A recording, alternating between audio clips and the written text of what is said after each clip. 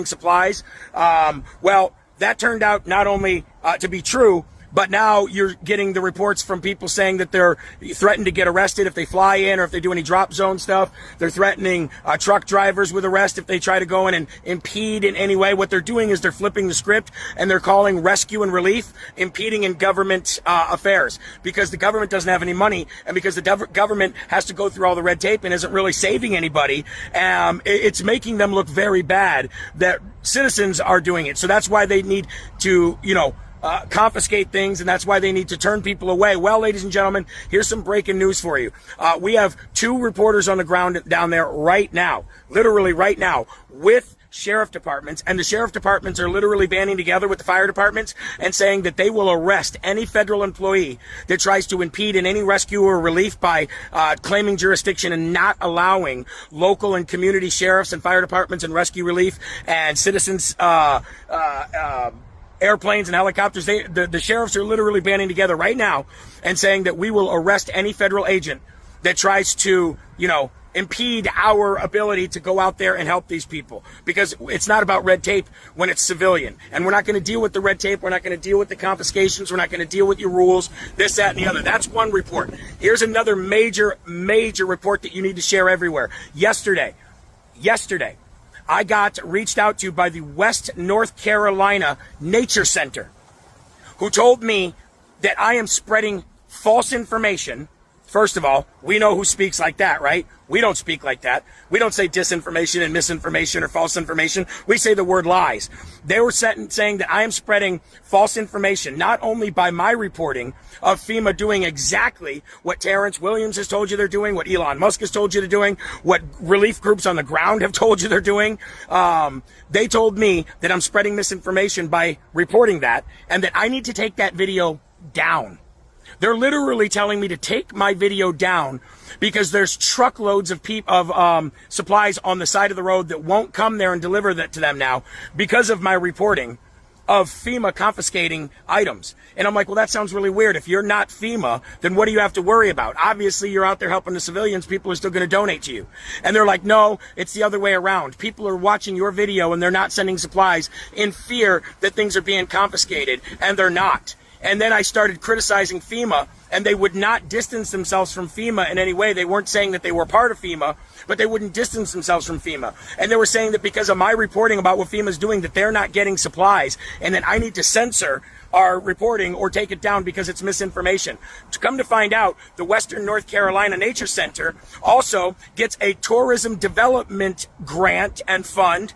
By the way, what the North Carolina people are not happy with the way that they're redistributing that money, because they're redistributing it not to tourism, they're redistributing it to low-income housing. Wonder who's staying in those places.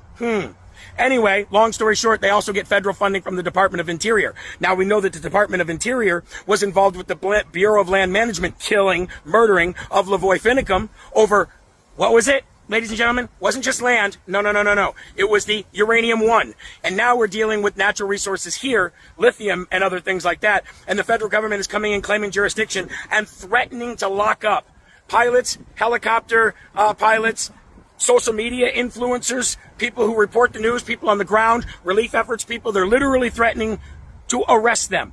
And I have people reaching out to me, telling me that I need to take down my reporting because it's hurting their efforts to get supplies.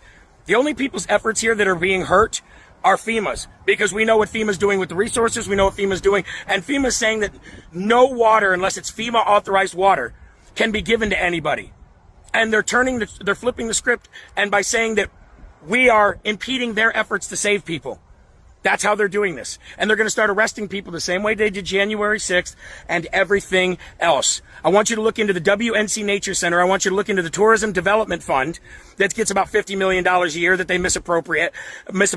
I want you to look into the Department of Interior, because these are the people, and I have the proof. I'm going to show this all. I'm literally doing this on the side of a road right now, but I'm going to show this all. I'm going to show all the correspondence between me and them and how weird it is. And you can definitely be sure that people that are trying to oppress and silence truth from getting out by telling me to take down reporting that's absolutely turned out to be 100% true, you can bet your bottom dollar that they're working with people like that. So you see how they're flipping the script. You see how they're lying. You're seeing how they're trying to stop the flow of information, the real information getting out, because they don't want the world to know that they are not only screwing this entire thing up, but they have no money, and they don't want the people of this country banding together to help other people. And you got to ask yourself why. This is all true reporting, folks. You can take it for what you want or not, because this is true reporting. And I just got off the phone with that entire situation with the sheriff saying we will arrest federal FEMA agents if they impede our efforts, because we're done with this.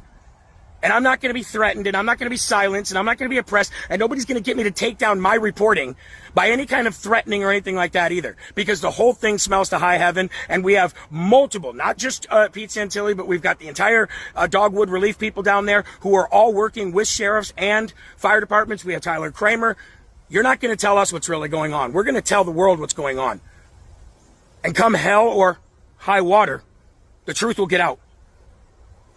And you're trying to stop us from sending money down there.